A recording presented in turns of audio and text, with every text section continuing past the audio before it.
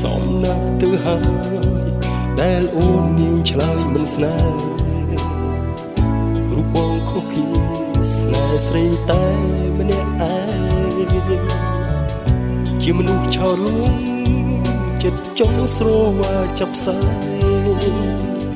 នាំទុកចំបែងបេះដូងក៏ឈាមមិនដឹងច្បាស់ថាខ្លួនឯងជាអ្វី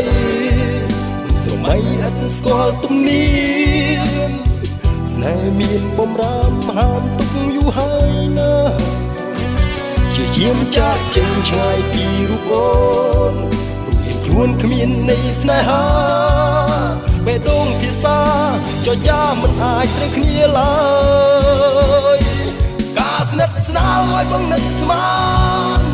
កលយ៉ាងជានៃស្នេហាប្រែជាផ្ទុយចម្លើយ